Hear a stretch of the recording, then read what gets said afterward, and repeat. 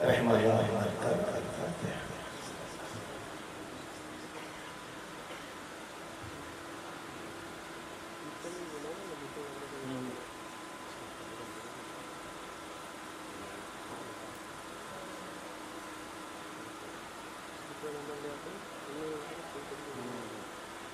محترم ایک مرتبہ سورہ فاتحہ اور 3 مرتبہ سورہ اخلاص ماول و آخر 3 مرتبہ درود بانی مجلس کے مرحومین اور بالخصوص ان کے مرحوم والدین فاضل احمد بھائی اور مرحومہ زینب بھائی کی ارواح کے اصال ثواب کی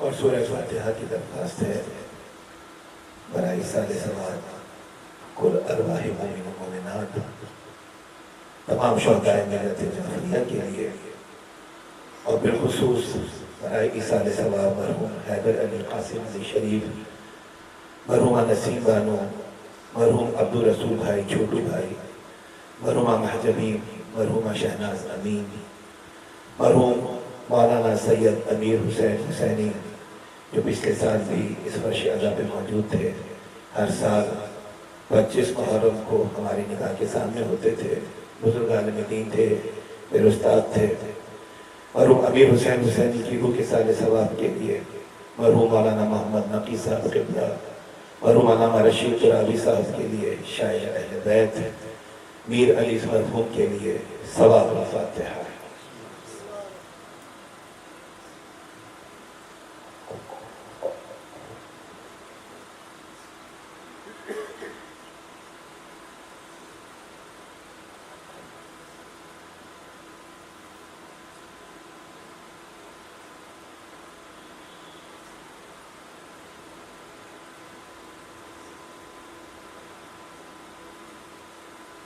ذرا محترم سید دلاور حسین صاحب جو عرصہ دراز سے اس مجلس اعزاز میں سوچ پانی کرتے چلے آ رہے ہیں، آج بھی انہیں یہاں پہ سوچ پانی کی ذمہ داری کو پورا کرنا تھا، لیکن اچانک ناسازی دوا کی وجہ سے تشریف نہ لا سکے، سخت علیم ہیں۔ آپ حضرات اپنی انفرادی اور اجتماعی دعاؤں میں سید دلاور حسین صاحب کو یاد رکھے کہ رب ذوالجلال بحق بیمار کربلا، بحق بیمار مدینہ انہیں شفائے کاملہ اور عاجلہ عطا فرمائے۔ ذرا محترم رضا مرچنٹ بھائی کی اہلیہ خاتون خانہ جو خود ذاکرہ اہل بیت ہیں، جو خود ثنا خان محمد و آل محمد ہیں، اس وقت علیل ہیں، انہیں بھی خصوصیت کے ساتھ اپنی دعا میں یاد رکھیے۔ خصوصیت کے ساتھ جب دوران مصائب آپ کی آنکھوں سے آنسو جاری ہوں تو اس مومنہ اور اس ذاکرہ اہل بیت محترمہ انجم زہرا کو اپنی دعا میں یاد رکھیے گا کہ رب ذوالجلال جس امام کی نسبت سے یہ فرش عزا ہے، اس سید الساجدین کے صدقے میں، بیمار کربلا کے صدقے میں، اس شہزادی کے صدقے میں جو بابا کا انتظار کرتے ہوئے نانا کی روضے پہ منت کے چراغ جلاتی رہی اور بابا کے آنے کی دعائیں مانگتی رہی، رب ذوالجلال بیمار مدینہ کے صدقے میں میری بہن کو، محترمہ انجم زہرا کو شفائے کاملہ و عاجلہ عطا فرمائے، اور اسی طرح سے وہ خدمت محمد و آل محمد میں خود کو مشغول اور مصروف رکھیں۔ میں درخواست کروں گا، صاحب خانہ کی خواہش بھی ہے، درخواست کروں گا کہ میری بہن کے لیے، خاتون خانہ کے لیے 5 مرتبہ مل کر اما یجیبو تلاوت فرمائیں۔ ان کے لیے، تمام بیماروں کے لیے، ہر حاجت مند کے لیے دعا کے لیے ہاتھوں کو بلند کیجیے۔ بلند آواز سے میرے ساتھ اللہم صلی علی محمد وعلی محمد بسم اللہ الرحمن الرحیم۔ امن یجیب المضطر اذا دعاہ ویکشف السوء، بلند آواز سے من یجیب المضطر اذا دعاہ ویکشف السوء، امن یجیب المضطر اذا دعاہ وَيَكْشِفُ السُّوءَ، أَمَّن يُجِيبُ الْمُضْطَرَّ إِذَا دَعَاهُ وَيَكْشِفُ السُّوءَ، بلند آواز سے پڑھیے گا، أَمَّن يُجِيبُ الْمُضْطَرَّ إِذَا دَعَاهُ وَيَكْشِفُ السُّوءَ۔ درود بر محمد و آل محمد۔ اجتماعاً بآواز بلند نعرہ الصلوات۔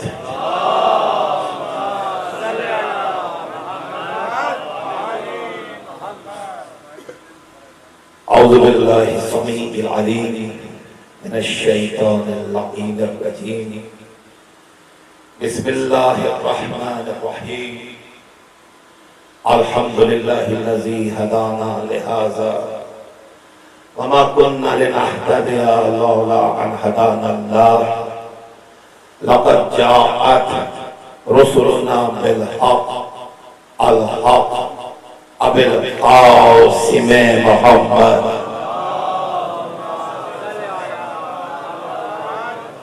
وعلى آله الطيبين الطاهرين المعصومين المظلومين، اما بعد فقد قال الله سبحانه وتعالى في محكم كتابه المجيد وهو أصدق الصادقين وقوله الحق، بسم الله الرحمن الرحيم، وإذا سألك عبادي أني فإني قريب اجیبوا دعوت الداعی اذا دعانی فلیستجیبوا لی ولیؤمنوا بی لعلہم یرشدون۔ درود بر محمد و آل محمد۔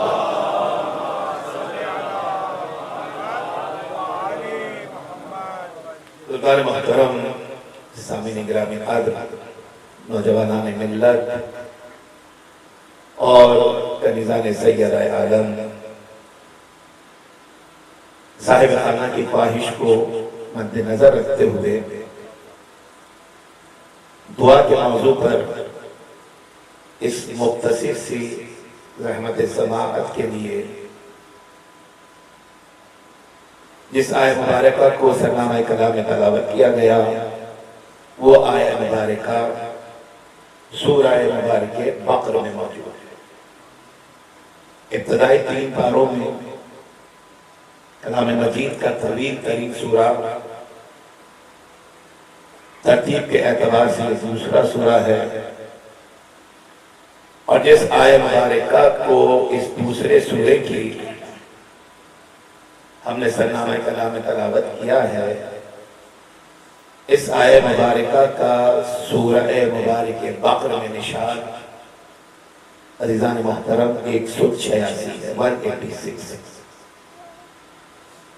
اپنے محبوب رسول کو رب الجلال نے مخاطب فرمایا اور آواز دی، رسول جب میرے بندے تجھ سے میرے متعلق سوال کریں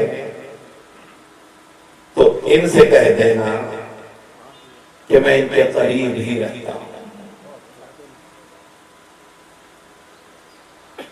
میں ان کے نزدیک ہی رہتا ہوں۔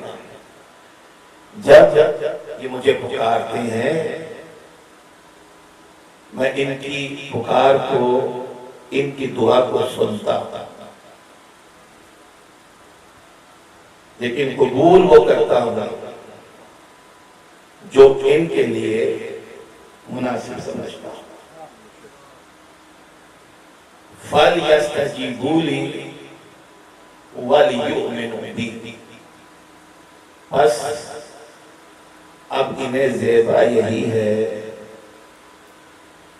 کہ یہ مجھ ہی کو پکارے اور مجھ ہی پہ ایمان لائے، لَعَلَّهُمْ يَرْشُدُونَ، تاکہ انہیں رہے رشد اور ہدایت حاصل ہو جائے۔ یہ ترجمہ تھا ثناء کلام کی آیت کا۔ عزیزان محترم، ایک حقیقت ہے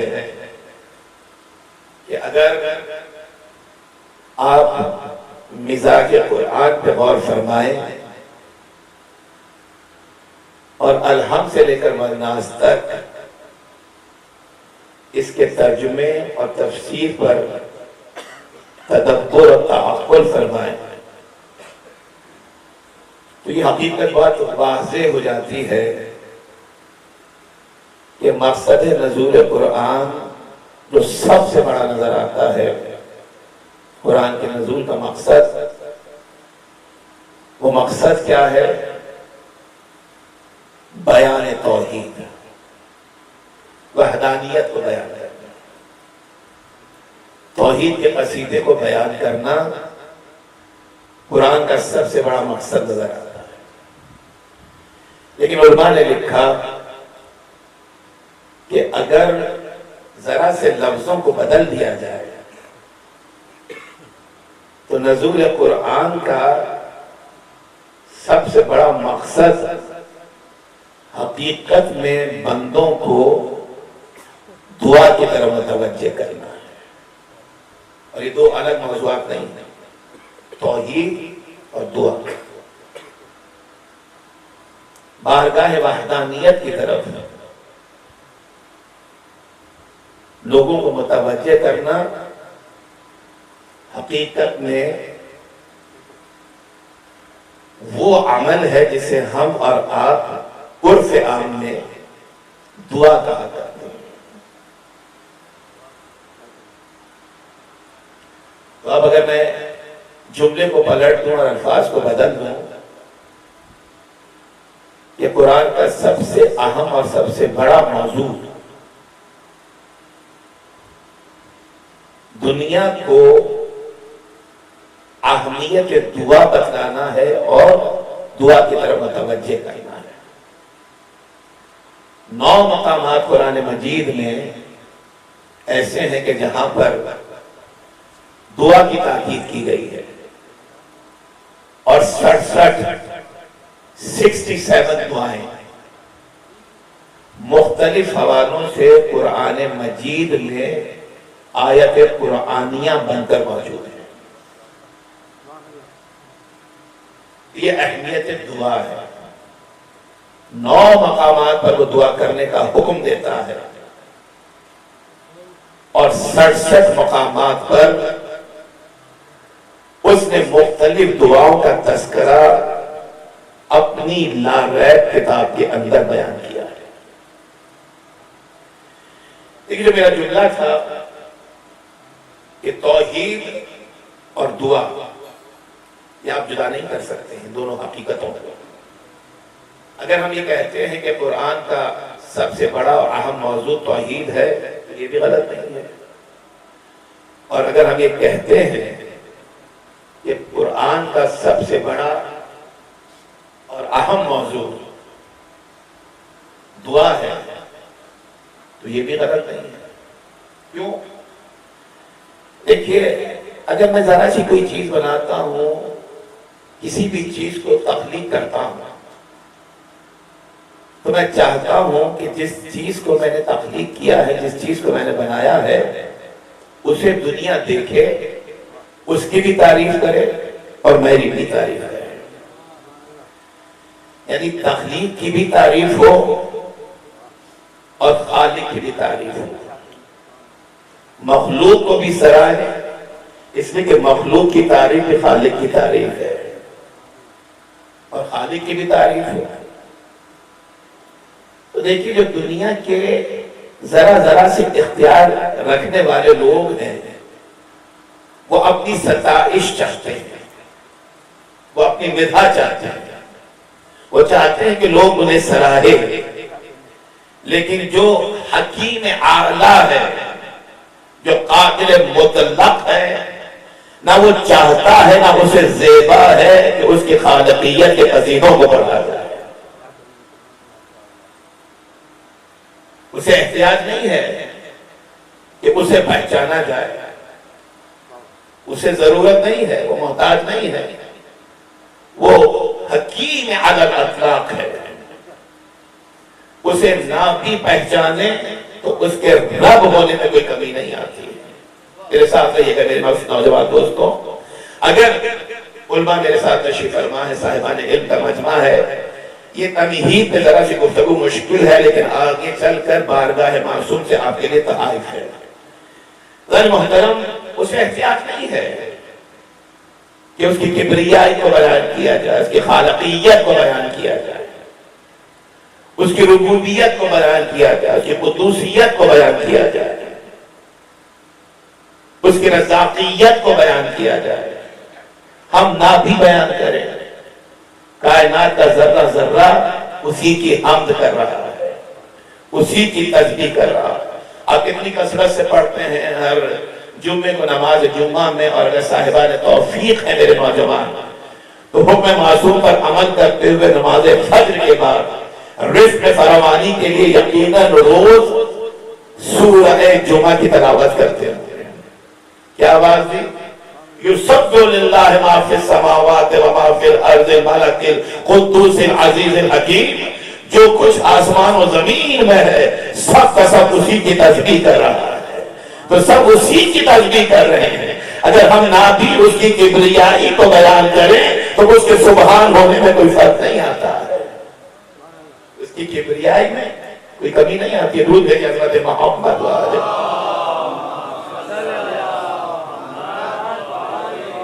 کوئی فرق نہیں پڑتا ہے, محتاج نہیں ہے, اسے احتیاج نہیں ہے کہ اس کی کبریائی کو بیان کیا جائے, اس کے سبحان ہونے کو بیان کیا جائے, اس کے قصیدے پڑھے جائیں, اس کے قصیدوں کو بیان کیا جائے. نہیں, لیکن پھر بھی اس نے توحید کے تذکروں کو قرآن میں رکھا, وحدانیت کے ذکر کو قرآن میں رکھا, سبحان ہونے کے تذکرے کو قرآن میں رکھا, تاکہ دنیا اس سبحان ذات کو پہچان کر منزل دعا پر آ کر دعا کی منزل پہ اسے پکار سکے, اسے رازق سمجھ کر, اسے خالق سمجھ کر, اسے معبود برحق سمجھ کر, اسے رب کائنات سمجھ کر, رب سمجھ کر اسے پکارے. تو بندہ چونکہ مسلسل احتیاج ہے, چونکہ مسلسل محتاج ہے, اور وہ رب ذوالجلال مختار کل ہے, تو اب جو احتیاج رکھ رہا ہے, جو محتاج ہے, اسے زیبا ہے کہ محتاج کو پکارے. وہ جو نیاز مند ہے اسے زیبا ہے کہ سمد کو پکارے, بے نیاز کو پکارے, خالق برحق کو پکارے. اس لیے رب ذوالجلال نے توحید کے قصیدوں کو بیان کیا, وحدانیت کے تذکروں کو بیان کیا, تاکہ بندہ اس توحید کو پہچان کر, اس وحدانیت کو پہچان کر دعا کی منزل پہ جب آئے تو اسی کو پکارے جو خدا واحد و یکتا ہے. درود بھیجیں حضرت محمد و آل محمد.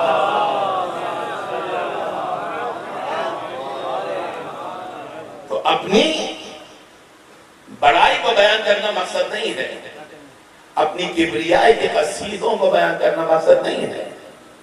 مقصد یہ ہے کہ شوق دعا کو ابھارا جائے.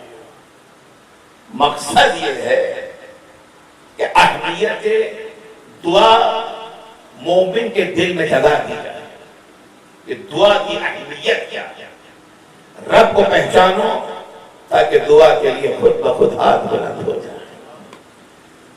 سمجھ کو پہچانو جو بے نیاز ہے، جسے احتیاج نہیں ہے، اس مختار کل کو پہچانو تاکہ بے اختیار سمجھ کی بارگاہ میں نیاز مند کے ہاتھ بلند ہونے لگے، تاکہ بے اختیار محتاج مختار سے مانگنے لگے. لیکن پہلے پہچانیے جناب ابراہیم علیہ السلام نے پہچانا تھا.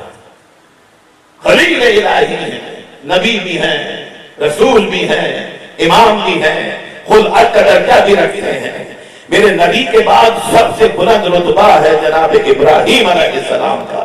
میں آیات کی کوٹیشن میں نہیں جاؤں گا، لیکن یہ بات مسلمہ ہے کہ بعد ختمی مرتبہ سب سے بلند نبی جو ہے وہ جناب ابراہیم علیہ السلام ہے. لیکن جناب ابراہیم علیہ السلام جب دعا کی منزل پر آنے سے پہلے خالق کو پہچانتے ہیں تو کس طرح سے پہچانتے ہیں؟ سورج کو دیکھا، کہا جو چھپ جائے وہ میرا رب نہیں ہو سکتا ہے.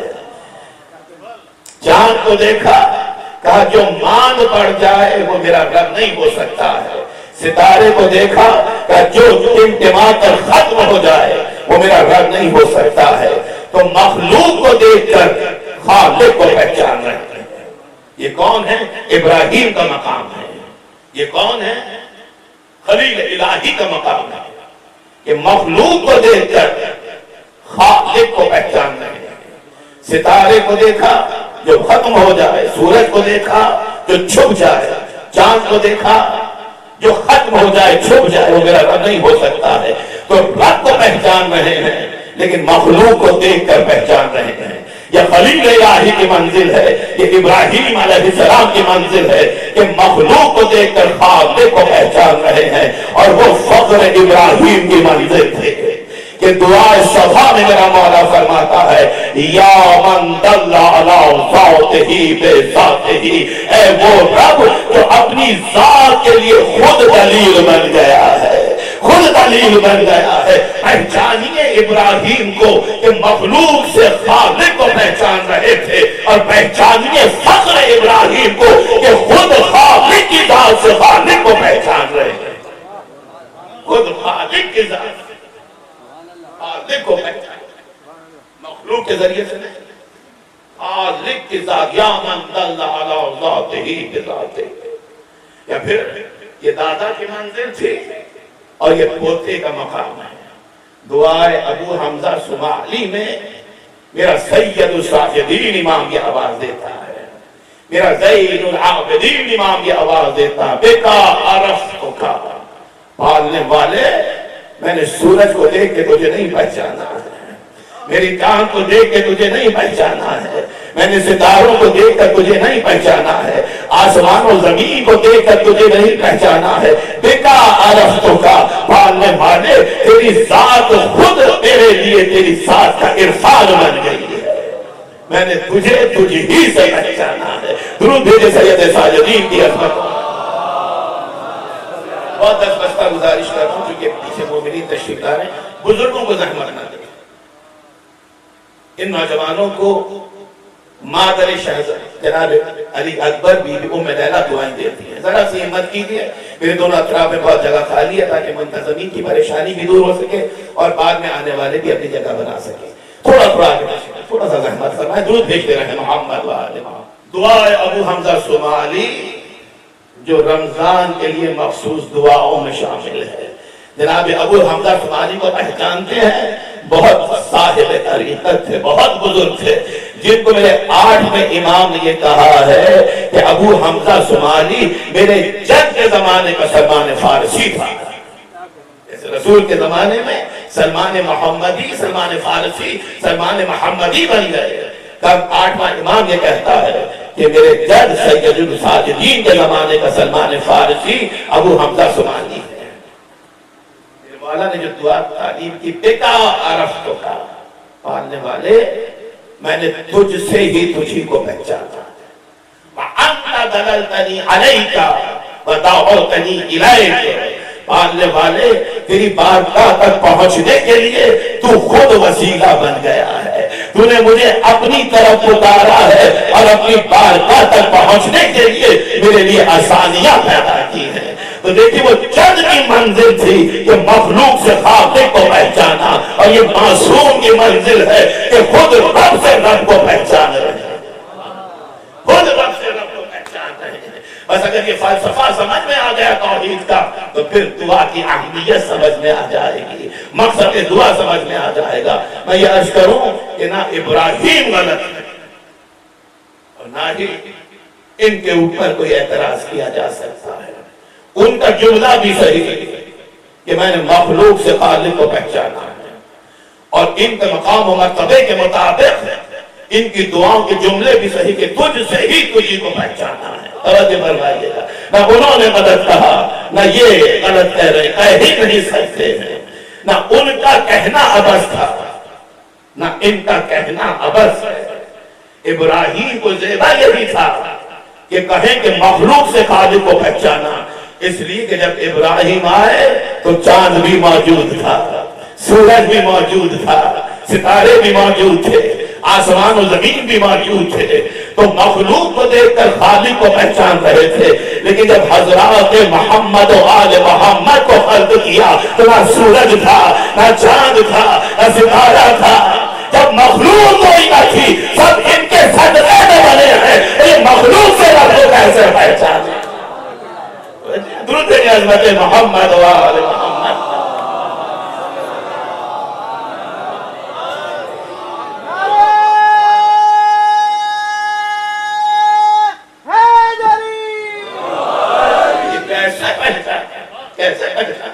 جب رب خود یہ قصیدہ پڑھ رہا ہے، یا ملائکتی و سبحان سماواتی و عزتی و جلالی انما خلقت سماء مبنیتا ولا ارضا مدھیتا ولا امرا منیرا ولا شمسا مضیتا ولا فلکا یدور ولا بحر یجری ولا فلکا یسری الا فی محبت هؤلاء الخمسة الذین هم تحت الکساء۔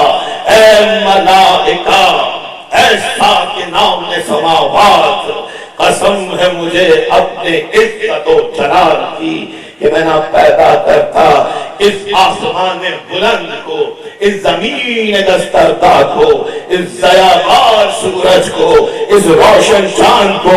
ابراہیم انہیں دیکھ رہے تھے، رب کو پہچان رہے تھے، اور رب کہہ رہا ہے کہ میں نہ خلق کرتا ان بہتے ہوئے دریاؤں کو، ان دریاؤں میں چلتی ہوئی کشتیوں کو، ان دریاؤں میں چلتی ہوئی کشتیوں کو اگر میں نے یہ سب پیدا کیا ہے تو ان پانچ کی محبت میں جو چادر کے نیچے موجود ہے، یعنی یہ پنجتن پہلے تھے اور کائنات بعد میں بن رہی تھی، تو جو بعد میں آئے اس سے پہلے والا کس طرح سے شناس کو حاصل کرے گا؟ جب رب تھا اور یہ تھے، جب خالق تھا اور یہ تھے، جب معبود تھا اور یہ تھے، جب موجود تھا اور یہ تھے، تو اب یہ سورج سے کیسے پہچانے؟ وہ تو ان کے صدقے میں بن رہا ہے۔ یہ چاند سے کیسے پہچانے؟ یہ تو ان کا تصدق ہے۔ یہ ستاروں سے کیسے پہچانے؟ وہ تو ان کے صدقے میں بنے ہیں۔ تو جو ان کے صدقے میں بن رہے تھے، ان سے ابراہیم مخلوق کو ذریعہ بنا کر خالق کو پہچان رہے تھے، اور جس رب سے جس بارگاہ میں اس طرح سے نظر آیا کہ فقط رب تھا اور یہ تھے، تو رب کے ذریعے سے رب کو پہچان رہے ہیں، رب کے ذریعے سے رب کو پہچان رہے ہیں۔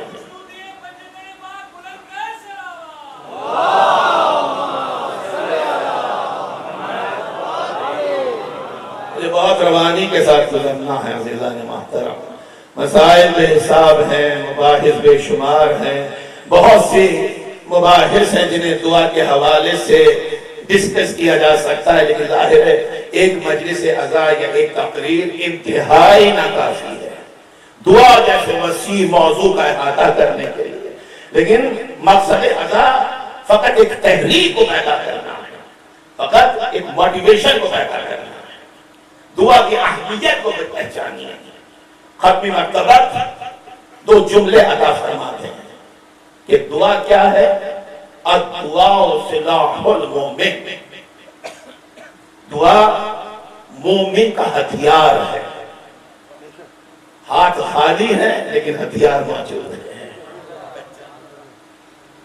اور جس کے ہاتھ میں ہتھیار ہوتا ہے وہ مجاہد ہوا کرتا ہے۔ تو دعا مومن کا ہتھیار ہے، اور اگر یہ ہتھیار آپ کے پاس ہے تو آپ اللہ کے مجاہد ہیں، آپ اللہ کے مجاہد ہیں، آپ خدا کے سپاہی ہیں۔ تو دعا مومن کا ہتھیار ہے، وَعُمُودُ الدِّینِ، اور دعا دین کا ستون ہے، اور کیا ہے؟ نور السماوات والارض، دعا آسمان و زمین کا نور ہے۔ فقط یہ دعا ہی آسمان و زمین کا نور نہیں ہے، سورہ نور میں آواز دی تھی اللہ نور السماوات والارض، اللہ آسمان و زمین کا نور ہے، اور رسول کہتے ہیں دعا آسمان و زمین کا نور ہے۔ یہی تو میں نے جملہ کہا تھا کہ نہ توحید سے دعا جدا ہے، نہ دعا سے توحید الگ ہے۔ جو قرآن کہہ رہا ہے وہ بھی درست، جو قرآن ناطق کہہ رہا ہے وہ بھی درست۔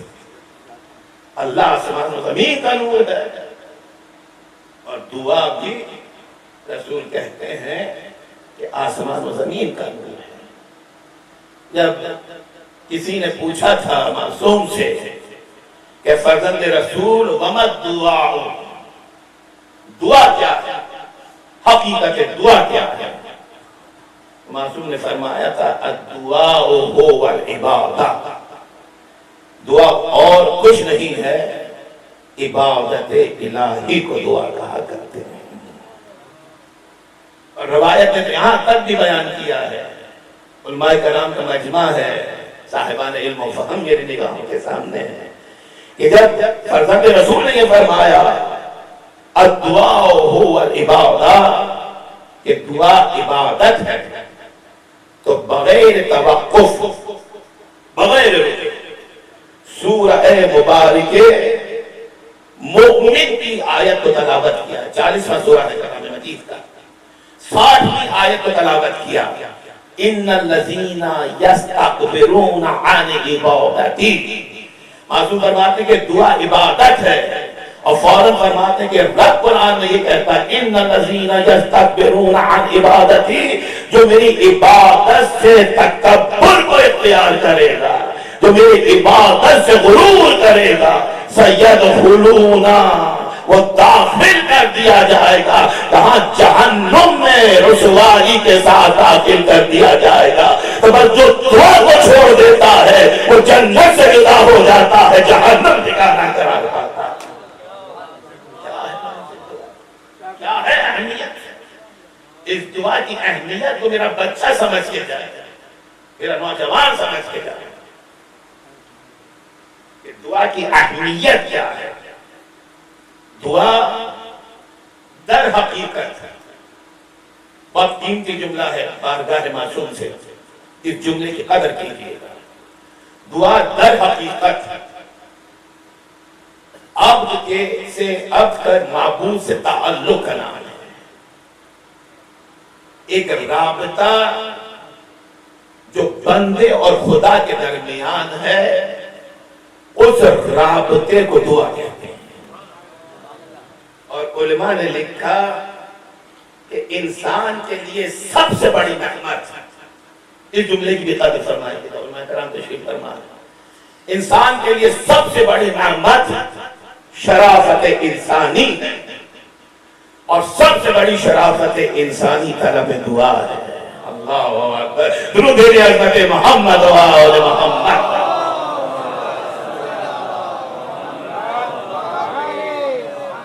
سب سے بڑی نعمت اس انسان کے لیے شرافت انسانی، اور سب سے بڑی شرافت انسانی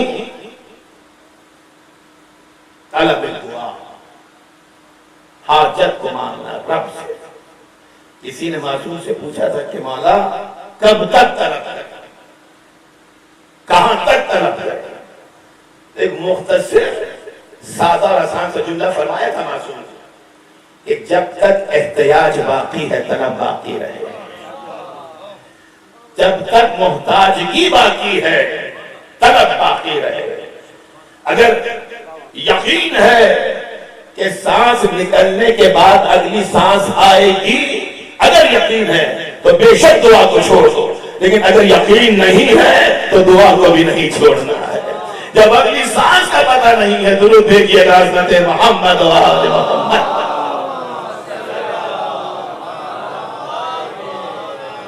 الدعاء هو الذکر، الدعاء هو التسبیح، دعا ذکر ہے، دعا تسبیح ہے، اور جو اس کے ذکر سے غافل ہو جائے وہ اس کا کچھ نہیں بگاڑا کرتا، اپنا ہی نصیبہ خراب کیا کرتا ہے، اپنی دنیا کو بھی خراب کرتا ہے، اپنی عاقبت کو بھی خراب کرتا ہے۔ تو اب اس جملے کی قدر کیجئے گا کہ دعا حقیقت میں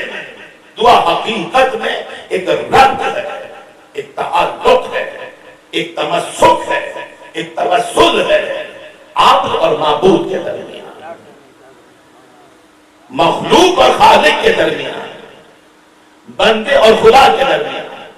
لیکن اس تعلق کو، اب اس جملے کی قدر فرمائیے گا، اس تعلق کو، اس ربط کو، اس ارتباط کو وہی سمجھ سکتا ہے جو حضور یہ معبود میں رہ کر بندگی کا حق ادا کر رہا ہو۔ یہ بہت بڑا جملہ صاحبان علم و فہم کی تائید کے ساتھ میں اپنے بچوں کو ہدیہ کر رہا ہوں، اور وضاحت کروں گا جملے کی 5 منٹ کے اندر، اور پھر تیزی سے آگے بڑھ جاؤں گا۔ پہچانیے کہ اس دعا کو کون سمجھ سکتا ہے، معانی دعا کو، مفہوم دعا کو، حقیقت دعا کو، نتیجہ دعا کو کون جان سکتا ہے؟ جو حضور یہ معبود میں رہتا ہو اور وہاں سے حضور یہ معبود سے مخلوق الہی کو دیکھا کرتا ہے، جو بارگاہ احدیت سے خدا کے بندوں کو دیکھا کرتا ہے، وہ حقیقت دعا کو جانتا ہے، وہ مفہوم دعا کو جانتا ہے۔ یہ بات ہے کہ 5 منٹ کے اندر اس جملے کی وضاحت کرنا ہے، مجھے تیزی سے آگے بڑھنا ہے۔ جملہ کا مشکل تھا میرے بچوں کے لیے، میرے نوجوانوں کے لیے، لیکن میرے بزرگوں نے اس نتیجے کو حاصل کر لیا ہے۔ جملہ میں پھر دہراؤں گا کہ اس حقیقت دعا کو کون سمجھ رہا ہے، اس مقصد دعا کو کون سمجھ رہا ہے؟ جو حضور یہ معبود سے مخلوق خدا کو دیکھا کرتا ہے، جو بارگاہ احدیت سے مخلوق الہی کو دیکھا کرتا ہے۔ وضاحت کر تاکہ جملہ آسان ہو جائے۔ حضور یہ معبود ہے، عبد ہے، بندہ ہے، لیکن بارگاہ احدیت میں حاضر ہو کر، معبود کی حضوری میں حاضر ہو کر مخلوق الہی کو دیکھ رہا ہے۔ عبد ہوتے ہوئے معبود کی بارگاہ سے خدا کی مخلوق کا نظارہ کیا کرتا ہے۔ وضاحت کروں، وہ منظر یاد دلاؤں کہ جب نماز جاری تھی کہ بادشاہ صاحب تشریف فرما ہے، اب سے 6 دن پیشتر، 7 دن پیشتر میں نے تفصیلی گفتگو اس حوالے سے شریعت الحسین امام بارگاہ میں کی تھی، بس تفصیل میں نہیں جاؤں گا، فقط اشارہ کرنا ہے کہ کس طرح سے دعا کو مانگیے، اور جب دعا مانگ رہے ہو تو کہاں پر آپ کا دھیان ہونا چاہیے، کہاں پہ آپ کا وجود ہونا چاہیے۔ اور اس جملے کو ذہن میں رکھیے گا کہ جو حضور یہ معبود سے خالق کی مخلوق کو دیکھتا ہے، وہ مفہوم دعا کو جانتا ہے، وہ مقصد دعا کو جانتا ہے۔ آئیے جملے کو آسان کریں اور تاریخ کے منظر کو دیکھیں کہ رسول نماز پڑھا رہے ہیں، نمازیوں کا مجمع ہے، کوئی سائل آتا ہے کہ میں نادار ہوں، مجھے عطا کیا جائے، لیکن کوئی جواب نہیں ملتا ہے۔ 2 دفعہ مانگا ہے سائل نے، کوئی جواب نہیں ملا۔ جب مایوس ہوا اور پلٹ کے چلا، اب تک دنیا والوں سے مانگ رہا تھا۔ سمجھیے دعا کو، دعا کیا ہے، مقصد دعا کیا ہے، قبولیت دعا کیا ہے، پہچانیے حقیقت دعا کو۔ جب 2 مرتبہ مانگ چکا، دنیا والوں سے نہیں ملا، پلٹ کے چلا، آسمان کی طرف دیکھا، خالق سے شکوہ کیا۔ کیا شکوہ؟ کہ پالنے والے تیرے گھر سے خالی ہاتھ جا رہا ہوں۔ میرا سوال پورا نہیں ہوا، میں خالی ہاتھ پلٹایا جا رہا ہوں۔ بس شکوہ وہاں سے کیا، وہاں پہ کیا ہے۔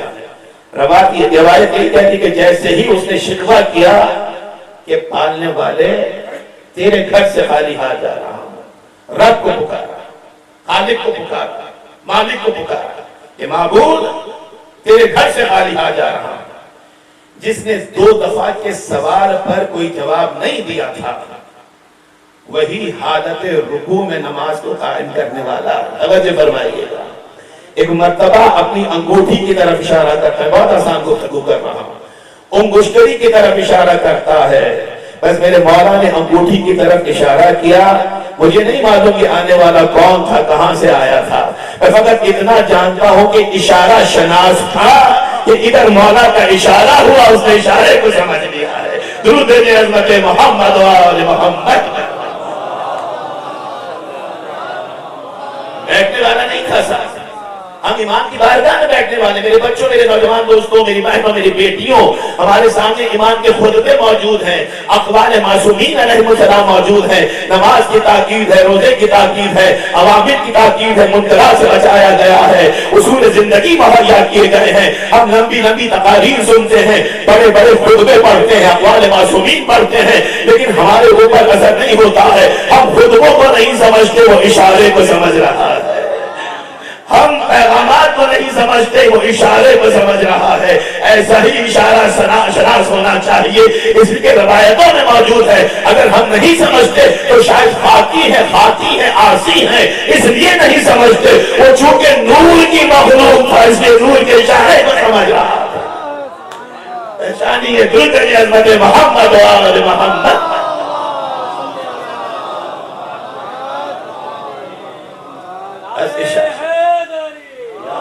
اشارہ شناس تھا, اشارہ شناس تھا. فوراً انگوٹھی اتار کے لے گیا. بعد میں چاہنے والوں نے امیر کائنات سے پوچھا, یا علی 3 مرتبہ 2 دفعہ پہلے مانگ چکا تھا, اگر آپ کو دینا ہی تھا تو پہلے دیتے. جب اس نے 2 مرتبہ پکارا, آپ نے نہیں دیا. یعنی جب وہ پلٹا ہے, شکوہ کیا ہے رب سے, تب آپ نے فوراً انگوٹھی دے دی.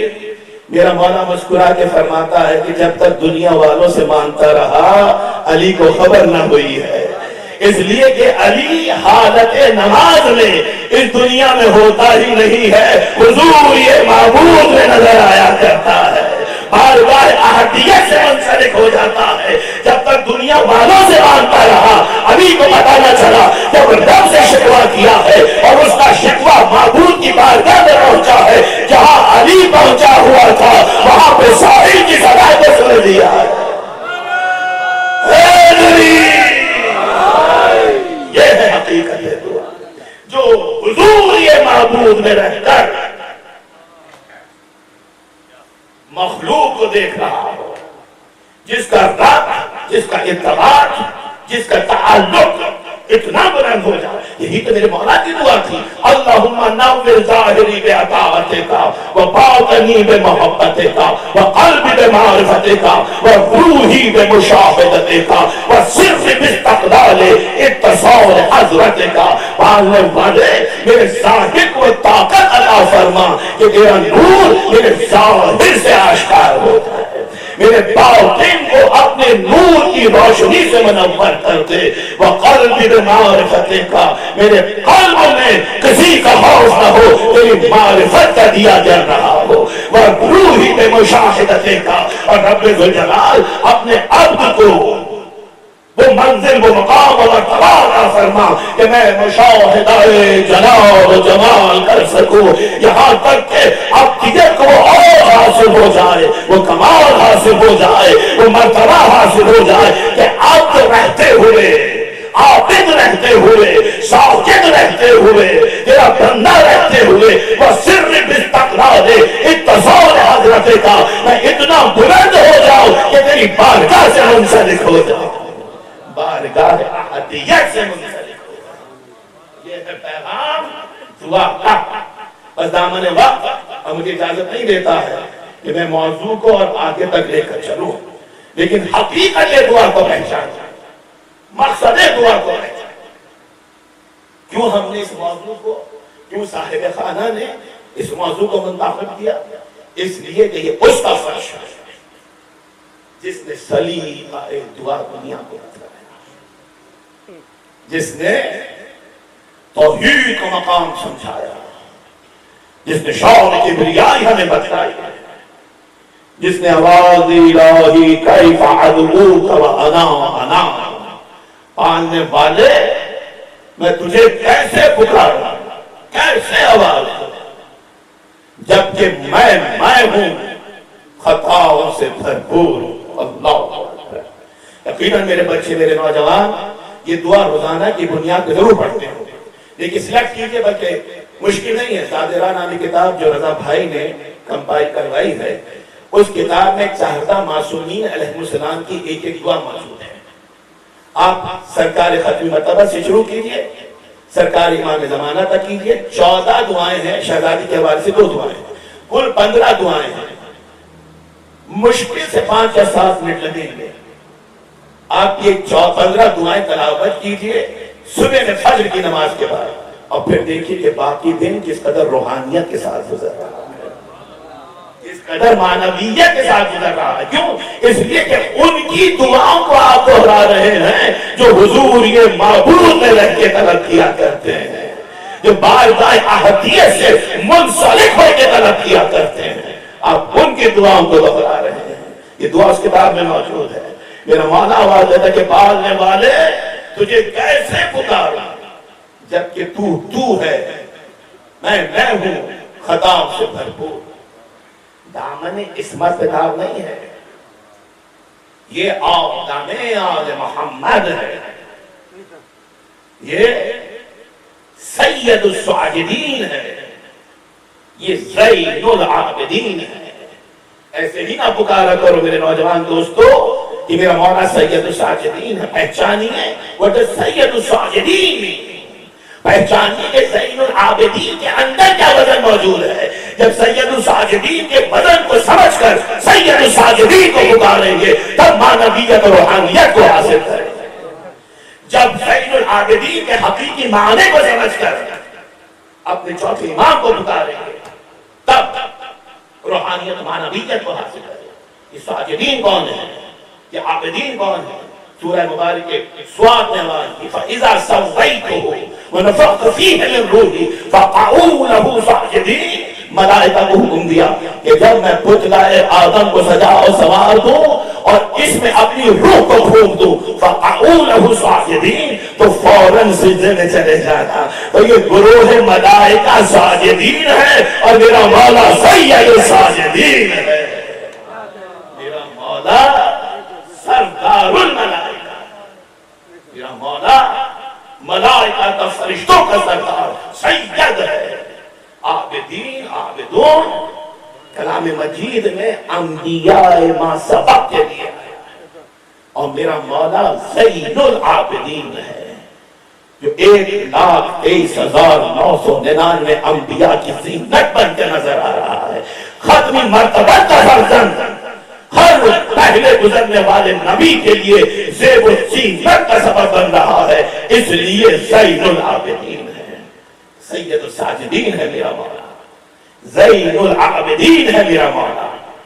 لیکن پھر بھی آواز دیتا ہے کہ پانے والے کیسے پکارا، تو مقصد یہ ہے کہ اپنے چاہنے والوں کو سمجھائے۔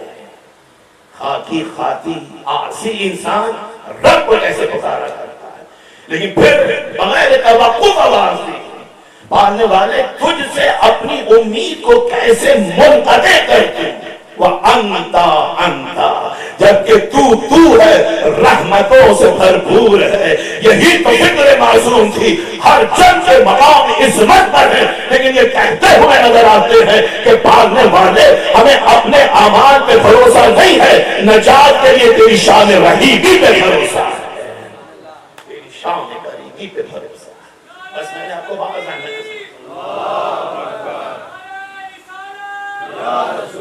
5 منٹ عزائے کی منزل پر 5 منٹ تاکہ میں ایک کو میسج ڈیلیور کر سکوں۔ دیکھیے جس سرکار کی یہ فرش عذاب ہے، خداوند عالم اس سید الساجدین کے ساتھ میں آپ کی مشکلات و مسائل کو آسانیاں عطا کرے۔ جو بیمار ہیں، بیمار کربلا کے صدقے میں انہیں صحت و تندرستی عطا ہو۔ جو حاجت مند ہیں اس کا واسطہ پالنے والے، جو رات کے اندھیرے میں بنی سادہ کے قبیلے میں جا کر یتیموں کو کھانا تقسیم کرتا تھا، بیواؤں کو مال تقسیم کرتا تھا، اس زین العابدین کے صدقے میں ہر روادار کے رزق و روزی میں برکت عطا ہو، صاحب خانہ کے رزق و روزی میں برکت عطا ہو۔ میرے مولا نے 35 برس، اگر ایگزیکٹلی کیلکولیٹ کریں، بعد کربلا 34 برس اور 15 دن گزارے اور 3 بڑے کام کیے، 3 ہتھیار تھے میرے مولا کے، جو میرے مولا نے ان 35 برسوں کے اندر اپنے چاہنے والوں کے لیے، شیعہ کے فروغ کے لیے، شریعت محمدی کی فروغ کے لیے استعمال کیے۔ نمبر 1 دعا، صحیفہ سجادیہ، زبور آل محمد، انجیل اہل بیت ہمارے ہاتھوں میں موجود ہے۔ کوشش کیجئے چھوٹے چھوٹے گروپس بنائیں میرے نوجوان، اور اگر روزانہ نہیں ہو سکتا تو ہر شب جمعہ یا ڈے آف جو بھی آپ کا ہوتا ہے، سنڈے یا سیٹرڈے نائٹ، آپ فکس کریں 4-5 دوست مل کے بیٹھیں اور صحیفہ سجادیہ کی دعا کو ضرور تلاوت کریں، اس دعا کے ترجمے کو پڑھیں، اس کی گہرائی کو جانیں، اس کی گہرائی کو جانیں، اس کے پیغام کو پہچانیں۔ میرے مولا کے بہت بڑے بڑے پیغامات موجود ہیں۔ تو پہلا ہتھیار میرے مولا کا 35 برسوں کے اندر، 34 سال اور 15 دن کے اندر دعا، دوسرا ہتھیار عبادت، اور تیسرا ہتھیار جو میرے مولا نے استعمال کیا وہ عزاداری مظلوم کربلا۔ بس مجھے یہیں تک لے کر آنا تھا اور ایک ٹیک میسج ڈیلیور کرنا ہے، lesson of the day, message of the day. آپ چوتھے امام کی بارگاہ میں آئے، بزرگوں کے لیے نہیں ہے، میرے بچوں کے لیے ہے، میرے نوجوانوں کے لیے ہے، میری بیٹیوں کے لیے ہے، میری بہنوں کے لیے ہے۔ اس روایت کا بیان کرنے والا اور کوئی نہیں ہے، خود میرا 5واں امام ہے۔ کہ بابا کا دربار تھا، کربلا گزر چکی، 2 نسلیں جوان ہو گئی ہیں۔ میرا 5واں امام فرماتا ہے کہ ہم سب بیٹھے ہوئے تھے اور ہر کوئی کہہ رہا تھا کاش ہم کربلا میں ہوتے ہیں۔ ہم بھی پڑھتے ہیں، ہر کوئی بارگاہ امام میں کہہ رہا تھا کاش ہم کربلا میں ہوتے۔ تو اے فرزند رسول، آپ کے بابا پہ جان نشاور کرتے تھے۔ میرا مولا سنا What sort of Shia Imam wants from us؟ مختصر سی روایت، بہت مختصر سی، لیکن lesson of the day ہے۔ کون سا شیعہ امام چاہتا ہے، کون سا فالوور امام چاہتا ہے، کون سا کردار سید الساجدین چاہتے ہیں، زین العابدین چاہ رہے ہیں؟ مولا کاش کربلا میں ہوتے، کاش کربلا میں ہوتے۔ مولا نے دیکھا کہ کنیز صحن میں تنور روشن کر رہی ہے، امام کے گوش مبارک مسلسل آواز آ رہی ہے، فرزند رسول کاش کربلا میں ہوتے، کاش کربلا میں ہوتے۔ امام نے چہرہ ولایت کو بلند کیا، چاہنے والوں کی طرف دیکھا، کہا اچھا یہ سامنے میری کنیز نے تنور روشن کیا ہے، ذرا جا کے اس میں سے دہکتا ہوا کوئلہ تو اٹھا کے لے آؤ، کاش کربلا میں، کاش کربلا میں جاؤ۔ میرا 5واں امام روایت کر رہا ہے، 2 منٹوں کا پھر مسائل۔ 5ویں امام نے روایت کی کہ جیسے ہی میرے بابا نے یہ کہا میں تیزی سے اٹھا تنور کی طرف جانے کے لیے، بابا نے میرے ہاتھ کو تھام دیا۔ اب آ کر کہاں؟ انت منی وانا منکم، آ کر تم مجھ سے ہے اور میں تجھ سے، میں نے تجھے نہیں کہا۔ میرا 5واں امام فرماتا کہ میں رک گیا اور میں نے اس سوچ کے پیچھے مڑ کر دیکھا کہ بارگاہ امامت میں کوئی بیٹھا ہوا نہیں ہوگا، سب تنور کے اطراف میں جمع ہوں گے، ایک دوسرے میں سبقت لے جانے کی کوشش کر رہے ہوں گے۔ ہر کوئی یہ چاہ رہا ہوگا کہ سب سے پہلے انگارہ اٹھائے، دہکتا ہوا کوئلہ اٹھائے اور خدمت امام میں حاضر ہو جائے، ہر کوئی سبقت لے کر جانا چاہتا ہوگا۔ لیکن میرا 5واں امام فرماتا ہے کہ جب میں نے پیچھے مڑ کر دیکھا ہے تو کوئی نہ تھا جس نے اپنی جگہ کو چھوڑا، دربار بھرا ہوا تھا، اطراف تنور خالی تھے۔ بس میرا 5واں امام فرماتا ہے کہ میں نے اپنے بابا کو کبھی اتنے جلال میں نہیں دیکھا۔ ظاہر دیکھیے تو سب سے زیادہ مواقع جلال میں آنے کے میرے 5ویں امام کو ملے ہیں، دربار ہیں، مزار ہیں، بلوائے عام ہیں، پابند سلاسل ہیں، بیبیوں کے سروں پہ چادر نہیں ہے، غیرت کا امام جلال میں نہیں آتا ہے۔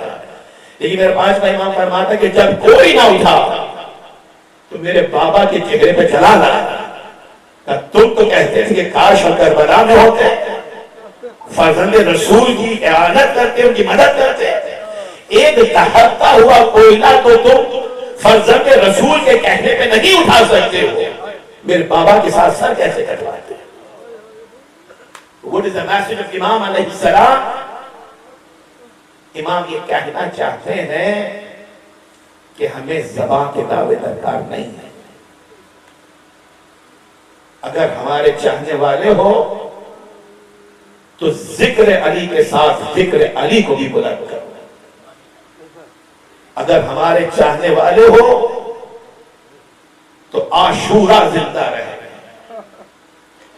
کربلا پائندہ رہے، پیغام حسین ابن علی جاری و ساری، بس سید سجاد میں نے آپ کو بہت زحمت سماعت دی ہے، خدا آپ کو کوئی غم نہ دے سوائے غم اہل بیت کے، کس بھی غم نہ رولے۔ آپ فرش ازا پہ جاتے ہیں، جب ذاکر مصائب کی منزل پر آتا ہے، آپ کی آنکھوں سے آنسو جاری ہوتے ہیں، تو آپ تڑپ کے پکارتے ہیں نا اپنے بیمار امام کو، اپنے آقا مولا سید الساجدین کو، اور کہتے ہیں کہ آئیے مولا اپنے بابا کا پرسہ لیجئے، لیکن آج بیٹے کو بابا کا پرسہ نہیں دینا ہے، آج بابا کو پکاریے، آئیے مولا سید شہداء، آئیے سید الساجدین کا پرسہ لیجئے، بیمار کربلا کا پرسہ لیجئے، مولا جو 35 برس روتا رہا، آج ہم اسے رونے کے لیے آئے ہیں، پانی سامنے آیا، کربلا والوں کی پیاس یاد آ گئی، کھانا سامنے آیا، کربلا والوں کی بھوک اور پیاس یاد آ گئی، 35 برس میرا مولا ایک جملہ کہتے روتا رہا کہ 11 محرم مجھے بابا کے لاشے کے پاس اس طرح سے گزارا گیا جیسے میں اس کا کچھ لگتا ہی نہ تھا، وہ میرا بابا نہ تھا، میں اس کا بیٹا نہ تھا، کیا کرے وہ جوان بیٹا جس کے ہاتھوں میں ہتھوڑیاں ہو، جس کے پاؤں میں بیڑیاں ہو، گلے میں خاتون ہو، لنگر گڑا پہنے، غیرت کا ایمان بہارے ناتا کھانے جا رہا ہے، اجرکم اللہ، 35 برس خون کے آنسو رویا ہے میرا مولا، جب بازاروں میں نکلتا تھا نا میرا آقا تو عذاب پر کے کٹے ہوئے گوشت میں کپڑا ڈال دیتے تھے، میرا مولا خون بہتا ہوا دیکھتا، کربلا کے شہید یاد آ جاتے، میرا مولا رک جاتا تھا، بہت زیادہ رحمت سماعت نہیں ہے، خدا سرکار سید الساجدین کے صدقے میں آپ کو اپنے حفظ زبان میں رکھے، میرا مولا 3 سوال کیا کرتا تھا، بھائی جب تو نے جانور کو ذبح کیا تھا تو اسے پانی کو پلا دیا تھا نا، قضا کہتا تھا مولا شریعت محمد یہ ہے کہ جب تک جانور 3 مرتبہ پانی سے منہ نہ موڑے اسے ذبح نہیں کرنا چاہیے، میرا مولا کرے گا تھام کے کہتا تھا، وہ کون سے کربلا کے مسلمان تھے، ساتھی کوثر کا بیٹا میرا بابا، گلے کی سوکھی رگوں پر خنجر چلتا رہا، کسی کو رحم نہیں آیا، اجرکم اللہ۔ دوسرا سوال میرا مولا یہ کرتا تھا، بھائی جس خنجر سے تو نے اس جانور کو ذبح کیا تھا، تو نے خیال تو کیا تھا نا کہ خود خنجر تو نہیں تھا، ذبح کرتے ہوئے اس جاندار کو تکلیف تو نہیں ہوئی تھی، کہتا مولا خود خنجر سے ذبح کرنا منع کیا گیا ہے شریعت میں، میرا مولا تڑپ کے کہتا تھا میری نانا کی شریعت ایک جانور کا اتنا خیال کرے، ارے میرے نانا کے کرما دو، خود خنجر سے پسے گردن سے میرے بابا کو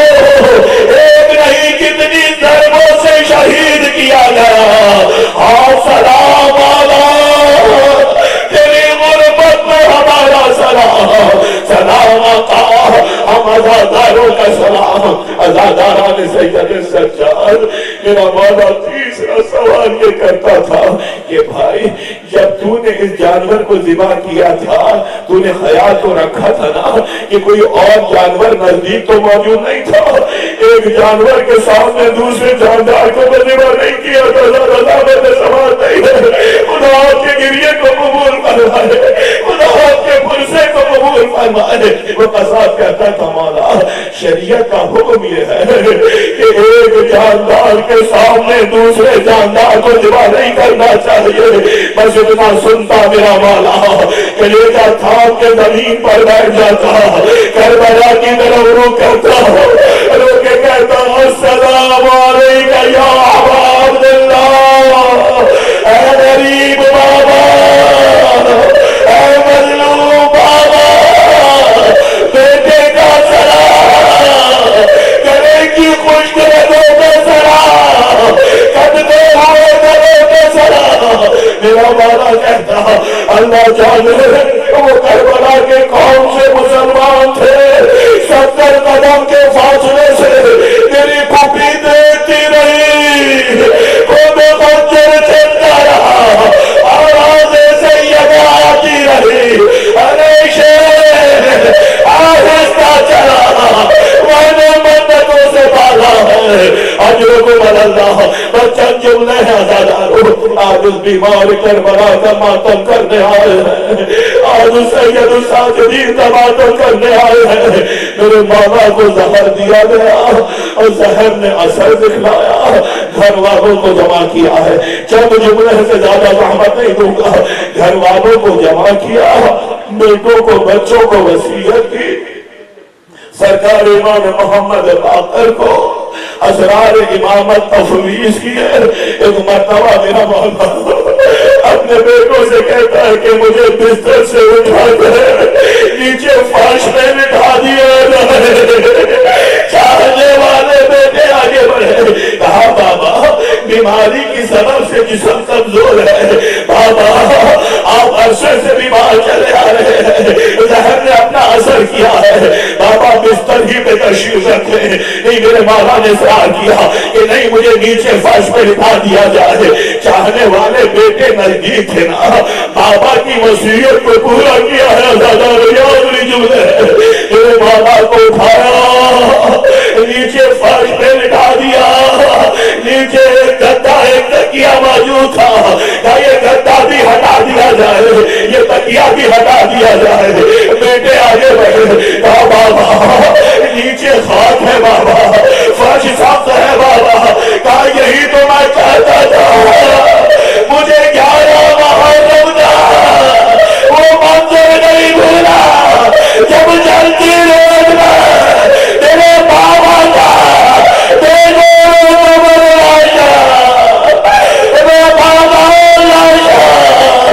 اس طرح سے پڑا تھا کہ کوئی رونے والا نہیں تھا۔ آج سے اسی خاک میں بابا کو سلام کرے۔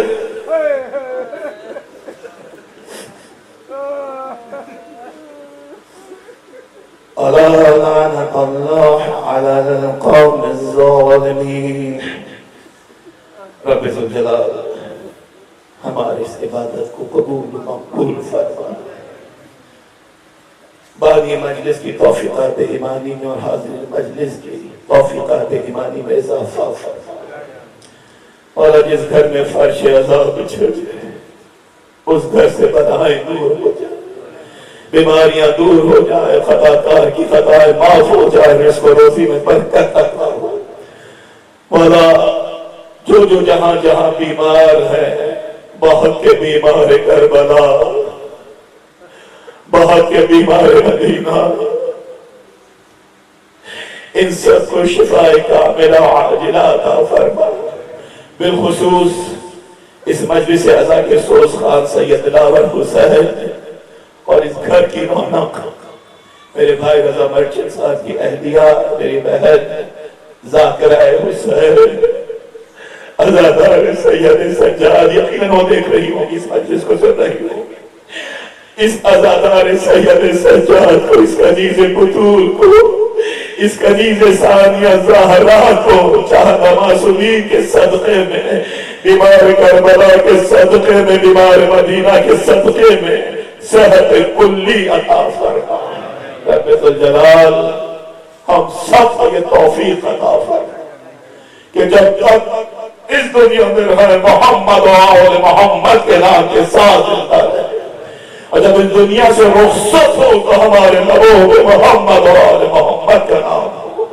سب سے بڑی دعا، کچھ نہ مانگے، اس جملے کو ضرور طلب کریں، سب کچھ اس کے اندر موجود ہے۔ نہیں ہے وقت لمبی دعا مانگنے کا، ایک جملہ کافی ہے، سب کچھ مل جائے گا۔